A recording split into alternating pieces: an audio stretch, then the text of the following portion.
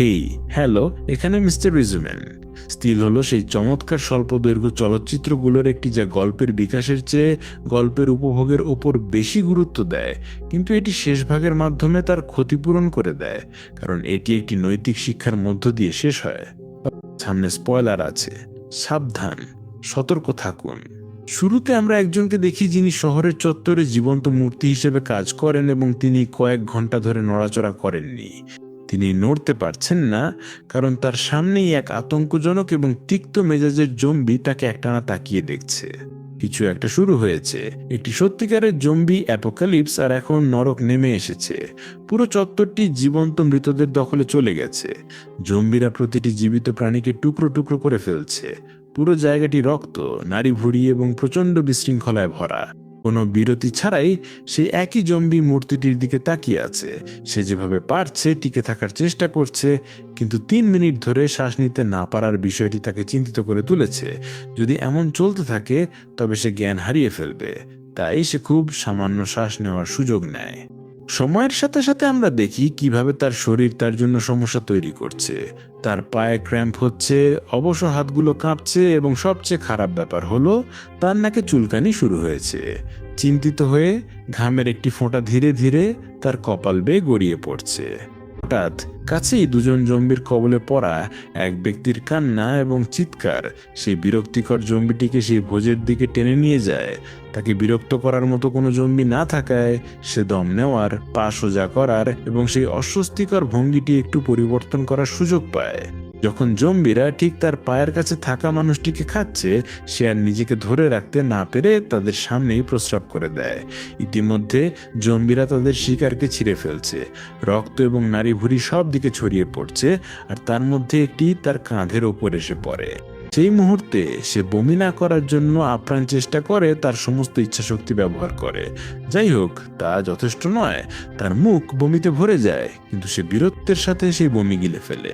এর ফলে সে অসুস্থ বোধ করে এবং মনোযোগ সরানোর জন্য সে অন্য কিছুর দিকে নজর দেওয়ার সিদ্ধান্ত নেয়। সে তার চারপাশের দিকে তাকায় এবং দেখে তার সঙ্গীদের অবস্থা কি। সুখী জোকার বাড়তি দুর্ভাগ্যবশত বেঁচে নেই। সে শেষ পর্যন্ত বীরের মতো লড়েছিল, কিন্তু শক্তির পাল্লা ছিল অসম। চিত্রকর পাস্কালের পড়ে আছে শুধু রক্তমাখা এক ক্যানভাস আর ইজেলে ঝুলে থাকা কাটা হাত। স্বস্তির কথা, একসঙ্গে এখনো বেঁচে আছে। কালো ঠেলাগাড়ির লোকটি ভালো আছে। তাছাড়া এমন অস্বস্তিকর পরিস্থিতি থেকে বের হওয়ার জন্য সে ঠেলাগাড়িটি ব্যবহার করে ধীর এবং নিখুঁত নড়াচড়ার মাধ্যমে পালানোর চেষ্টা করে, যা সে ধীরে ধীরে সফল হয়।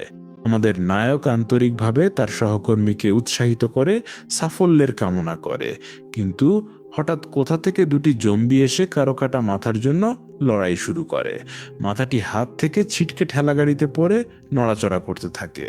এমন দৃশ্য সহ্য করার মতো মানবিক শক্তি না থাকায় দুর্ভাগা লোকটি শেষ পর্যন্ত বমি করে ফেলে। সে নিজেকে সামলে নেওয়ার চেষ্টা করে, কিন্তু সফল হয় না। সেখানে ঘুরে বেড়ানো জম্বিরা টলমল করতে থাকা শিকারটিকে খুঁজে পায় এবং নির্দয়ভাবে তার উপর ঝাঁপিয়ে পড়ে।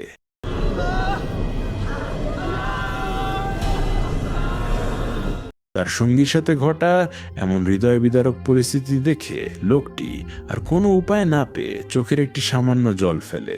যখন বেশিরভাগ জম্বি তার সহকর্মীকে খেতে ব্যস্ত, আমাদের নায়ক সেই পরিস্থিতিকে পালানোর সুযোগ হিসেবে কাজে লাগানোর সিদ্ধান্ত নেয়। সাহস, ইচ্ছাশক্তি এবং প্রার্থনার সাথে সে নিশ্চিত করে যে আজকের দিনটি তার মৃত্যুর দিন নয়। এটা বলার সাথে সাথেই সে সিঁড়ি দিয়ে ক্ষিপ্রতার সাথে লাফ দেয়, কিন্তু অসাবধানতার কারণে সে পায়ে আঘাত পায়। একটি তীব্র শব্দ এবং চিৎকার মুহূর্তেই সবার দৃষ্টি আকর্ষণ করে, সবাই তাকে অনুসরণ করে। সে ধীরে ধীরে গলির ভেতরে ঢুকলে জম্বিরাও নাছোড়বান্দা হয়ে তার পিছু নেয়। সে নিজের চিহ্ন ঢাকার চেষ্টা করে। ব্লকটা ঘুরে কোণা ঘুরতেই একটা কংক্রিটের সিঁড়ির নিচে লুকায়।